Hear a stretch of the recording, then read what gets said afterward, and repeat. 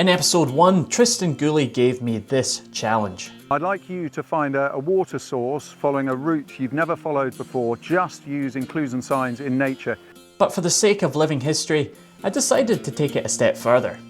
After my time with Roddy McLean learning how the Gaelic language describes and sees the land, I asked him to choose a loch for me, somewhere out in the moor, a day's walk away, and give me directions in Gaelic, using the key navigation terms he had taught me. My goal? To find that hidden loch with no map, no compass, guided only by nature's clues and the Gaelic language. And I'm lost. But this isn't just a journey. It's a glimpse into an ancient mindset, one that can still transform the way we experience nature and the outdoors today. So, fling on your kilt, grab your stick, and come join me. Just a quick note, folks, if you appreciate the fact that my videos are not only free for you to watch, but are also free from sponsorship interruptions, then please consider supporting me over on Patreon. It's thanks to the folks there who, out of the kindness of their own hearts, donate as little as just a few dollars a month, which helps me create these films without having to turn them into adverts for random products. There on Patreon you will also find the extended editions of all of my episodes, as well as other behind the scenes extra content. So if you enjoy my work and if you want to help keep it independent, then click that link to the Patreon page up here or down in the video description. Thanks for your time. Now enjoy this quest across the moor. On aadje fuddichakket, het ik rishin leid go sheer orst. Rishin suas na dag oju, biu a girig, agus kutchach gefallaf de narse nier. Rukje tu straan pinje, agus hiu go sheer da chroch, ha mar charach. Okay, so the first part of Roddy's directions translates as head west over the spur of the high ground. Now, I've watched the sun set over that mountain yesterday, so pretty confident that's west. That's not so hard. So yeah, I'll get over that spur and then we'll see what the land looks like from there.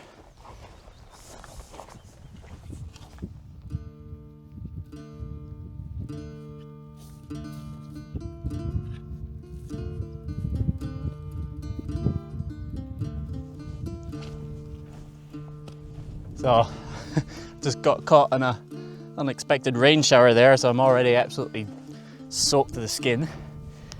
So, done the first bit of Roddy's directions, come to the spur of the mountain. Now he said face west and something about go between two hills that are called the brother and the sister. Halla ittere, agus lenorst suas go sheer. Rukje tu stre lachen, voor een bi no voor een ro oediken lusnen eire kafaas. Tjunda go tuanshin, agus een kjaun bekan vinnetjen. Rukje tu loch, a harry tuv loop on an alp. Oh, it's nice for the sun to come out again, dry off my shirt. So it's near midsummer, it's something like the 12th of June today, so the sun is nearly directly overhead, so it doesn't give us that clear southerly indication, but I can better see what I think Roddy described as the brother and sister hills, and then I can just see the edge of a loch there. Okay, so I've stumbled across a few lochans. Roddy described coming to a series of lochans. One of them is Loch of the Cloudberry. Don't see any cloudberries, but to be honest, many things might have changed since the time that was named. So the next part of his directions, he said, once you've reached the series of lochans, he says strike north, and then I'll hit a loch that's adjacent to a bend in the river. Okay, so how to find north? Well, the sun is shining, but I wonder if my shadow can tell a story. I left base camp about noon. If I had to guess, I think I've been traveling about 2 hours. You know, in theory, at noon, my shadow would have been pointing north because the sun is directly south in the sky. Now it's shifted a little bit west, so it means my shadow should have shifted a little bit east. So therefore, if I'm to guess, I'd say north is like this way. Well, let's see if I can also combine some of the clues that Tristan taught me. So let me see. There's a boulder here. It's got more moss on this side than that side. So that would also tie in to my idea that the shadow is going to be north this way. So that's quite nice. With all these natural signs, they're not sure signs, it's more like little clues, but I like that. Mossy side of the boulder, that must be north. What else we're seeing? Let's look at the patterns in the water. If we look at the patterns of the water, what it's telling us with the wind direction. Let's also take in what Tristan taught us about the way the grass grows and tends to bend opposite to the prevailing wind, which from here is southwest. So we tie in those clues. So taking account my shadow, that mossy boulder, and the way the grass is bending and the way the water is rippling with the prevailing wind, I would say north, is that way. If I go that way, hopefully I'll come across a loch that's adjacent to a bend in the river. Let's see. Lennon tal chias, bu fall the near hua. Bi fisaket gre en talt kerst, ot ha aachachan fierach geleor chemichel a loopan. Rukitu avin an a glaun. Hiu freerater tuf hal na haine. Halle tarshin na haine, agus lenorst suas an glaun an rirat. Biu dol don irias. Okay, so I did as Roddy said, and I went a few minutes north, and I've come across another loch, and it's the only one I see. They said it's adjacent to a bend in the river. I have found a wee stream. Kind of hard to know without a map. If you look at a map, then you can obviously see a bird's eye view of like very obvious bends. Or when you're in the landscape, it's kind of hard to know whether this is a significant bend in the stream or not. But the next bit of the instructions, he says follow the stream in the northwesterly direction, and he says it has many grassy bits in the bends of the stream, so northwest is that way. So it's cool how when you start piecing together these clues, it actually starts to make you notice even more. So yeah, I'm pretty sure I'm now in this watershed that's heading northwest, and the kind of they're just little clues are just kind of either affirming that or disagreeing with it. And when I saw the direction of the stream, I was like, okay, I'm pretty sure that's northwest. And then over here I saw some deer that were sheltering in a bank. The bank looks quite well eroded. It looks like they shelter there quite often. They've ran away now. But of course, where the deer are going to be sheltering often is going to be on the leeward side of a hill. Now if the prevailing wind is from the southwest, then it means the most sheltered spot of the hill is northeast. I'm trying to travel northwest, so if that's northeast, then northwest, is this way. So anyway, that's quite cool. Come down to this watershed, following the stream, and Roddy did say something you'll know if you're on the right stream, because there's lots of grassy patches in the bends of the river. And I don't know about you, but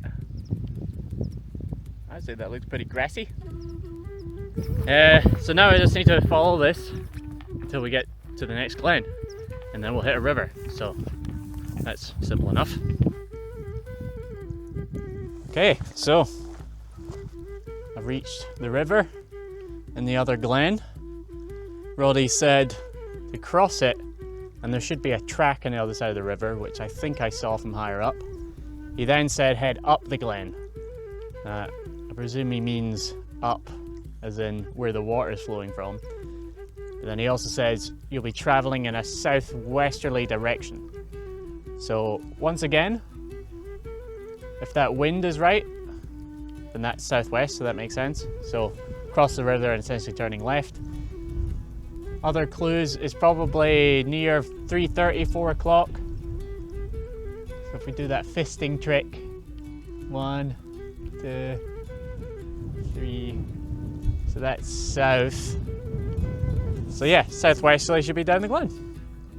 Okay. Rykket ik alta ha struhe kuches harry shirmag. Ik na herik suas kushier, alentin outbek ha struhe kusher. Hoshachost hiu karn bain, agus bi karn ille, ugen nasarste, it the life clee. Het de jan uye shiers kusher van wullig hoshachost, le manchach een tuf sherje. She loch aan, aan ze wil meer een talavin, a stoppe gemachan. Okay, so the next bit of Roddy's instructions, he said follow this track, which I have been. It's been a little bit confusing because there's been some other tracks intersecting it, but I know he said it was following the river, so I've stuck to this one. Then the next thing he says, when you come to a ford in the river, then there should be a stream that's flowing sort of southward into an open plain, and then at the ford I need to follow the river that's going westward. So let me show you what I can see right now. So this is the track, see ahead, so this is the ford in the river. It's the only ford, yeah, I've come across. This must be the flat plain to the south that he described. So then he mentioned something about the river flowing eastward, and I need to follow it westward. So again, I've been relying on that wind quite a lot. That's southwesterly. The sun is just behind some clouds. It's about 4 o'clock in the afternoon, so 2, 3, 4, that'd be south.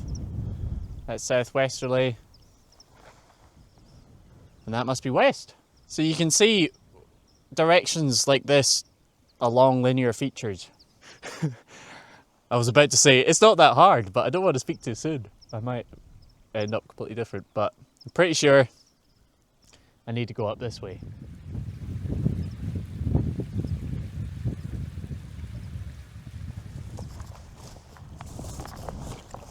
Okay, so I've been following this stream for about 30 minutes. I kind of thought I would have seen that hill by now. So it's funny how just a little bit of doubt has started to creep into my mind. I started to question everything. And it's interesting, as soon as you start to doubt a little bit, you then start to doubt a lot. Because I'm kind of in this gorge, obviously the wind is swirling around. So I guess it's times like this, I'm kind of tuning into other signs that might be around, trying to remember what Tristan taught me. And I see a tree up here. Now, obviously there's not a lot of trees in this environment because there's so many deer. So usually where you do see the trees growing here is in places where the deer can't reach. So usually high up rocky crags and stuff. Often areas that are really exposed to the wind. And then we can learn from the way they grow about where the prevailing wind is. So there's a tree up here, let's see if you can see it. Right up there on that crag. And you see the way it's kind of grown, sloping to the right there. So it will be pointing, you know, opposite to the prevailing wind. It's essentially grown, the wind has bent it. So that's a nice reminder that southwest is this way. So although the wind is doing weird things, swirling around this little ravine, disorientating me, that tree is just another little clue that is reminding me, no, southwest is actually coming around the corner. So I should still be walking west, which is what I should be doing. So when you're following a river, or like a really obvious linear feature, it's not so hard, but essentially that stream I was following is kind of petered out. And then it's really easy to get disorientated again. Like I'm pretty sure I'm still going westward, but then of course it's near midsummer, the sun is barely sets this time of year, and it's actually more kind of northwestward when it sets. I can see a loch here. I don't know if it's the loch that I'm aiming for.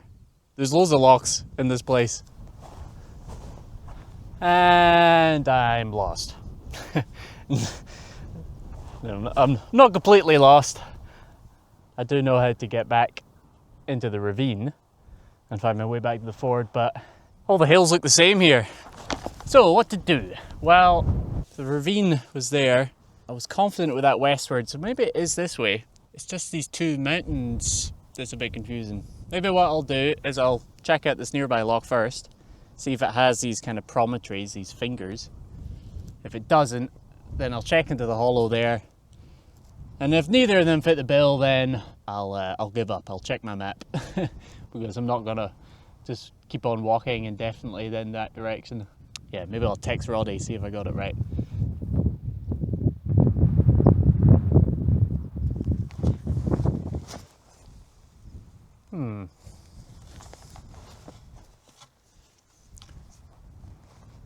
Would you say that loch has fingers?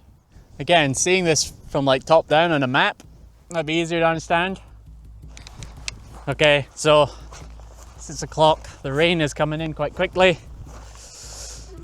I feel this is the loch. It's the two higher bits of ground. The first one I saw when I came to the ravine is that one. He said the higher one was on my left and that it was east of that hill. So if I trust my gut, and I have been walking west, I think I did go a little bit southwest there, then this should be the loch.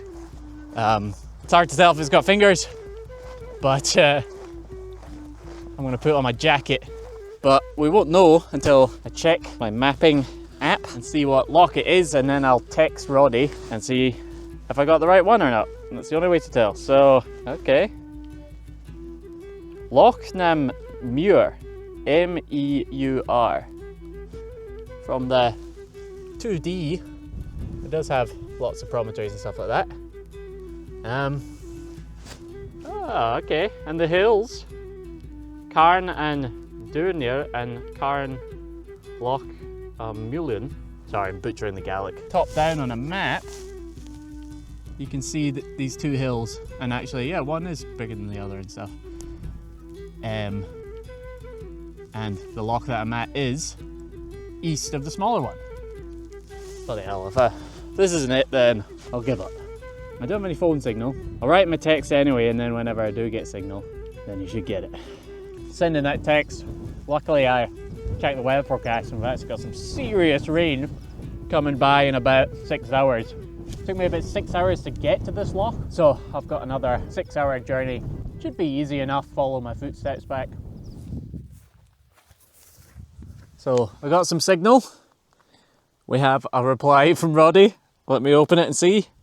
He says, top of the class. That was fast. Yes. However, it is worth noting that there's a one with the same name at a different location. But anyway, I guess the fact that he says top of the class, that was fast, that I did it. I found it. Oh, right. Well, I guess I need to walk back then. It's 9 at night, but because it's midsummer, we have many more hours to see our way. Now it's time for the Natural Navigation Challenge debrief. So first of all, how difficult was it? Well, I have never done a journey completely reliant on natural navigation before. That was very new to me. However, it turned out that the route Roddy described to me. I had travelled probably about half of it before on a previous trip about 2 years ago. So I started off, you know, with a vague idea in my mind, the map conception of it, and I also wasn't completely unfamiliar with the landscape. However, it's still, you know, just using the natural signs and the directions still just made me see the landscape in a new way. Now, that sort of barren bog and heathland on the one hand is actually quite easy to navigate, especially when you're just following linear features and vague directions. However, everything looks the same. All the mountains kind of look the same in that environment. It was also pretty difficult from the sort of transitioning from one linear feature to another. So if I was going from one watershed to another, quite easy to get disorientated quickly. That's when Tristan's little clues on what we can read from the vegetation and stuff can give us something. So yeah, I think that challenge has given me an appreciation of what it was like for people to travel in the Highlands. Now, what I've realized is that modern maps and GPS have actually given us a huge amount of freedom for us to just go and travel by ourselves. In the past, now when I think about it, I think it would be pretty rare for someone to go somewhere completely new to them, especially long distance, without a guide. So what do I think we can all learn from the things that Tristan and Roddy have taught us? Well, first of all, let's just remind ourselves that, you know, the skills of using a map and compass and having a GPS with us is essential for safety, especially if you're traveling somewhere remote. However, as Tristan says, sometimes these modern tools can actually free us up to not rely on them in that much. We have them as a backup, but if we have freedom of time, we're not in a rush anywhere, it's quite nice to be able to tune in to these skills of the past. Although the natural signs, you know, the plants and the moss and stuff, they never give you a very clear yes or no answer. But as Tristan said, the sun leaves a footprint on the landscape. So ultimately, I would say for folks who are into wilderness living skills, traveling in wild places, of course, learn the essential skills of a map and compass, and I have a mini series teaching that on my online school, but you can learn it in many places. Learn the essential skills to start off with, but learning the natural signs, learning the cultural perspective of wherever you live, whatever native peoples lived in the country that you live in now, learning a bit about how their language shaped their reality, it makes your experience of the wild just much richer. That's the best way to describe it. So thank you so much for watching this, folks. If you haven't seen the previous 2 videos in this natural navigation series, then go check them out. Thank you once again to Tristan and Roddy for teaching me so much. If you want to find out more about our work, check out my website, tomlanghorn.com. If you want to continue learning and join a tribe of like-minded folks who are into all this stuff, check out my online school, Resilient Roots. We're doing monthly live calls and discussions, and I'm setting challenges and things like that. It's good fun. We're also doing annual gatherings here in the woods. Huge thanks to my patrons. You folks are all legends. The support there on Patreon is what makes this channel possible. And if you appreciate my work, then yeah, consider supporting me on Patreon. You get access to behind the scenes, extended version, extended editions, reading lists and all that stuff from as little as $1 a month. And it keeps this channel free from sponsorship interruptions. So, thank you so much for watching, folks, and happy journeying in the wild, wherever you are. Cheery bye.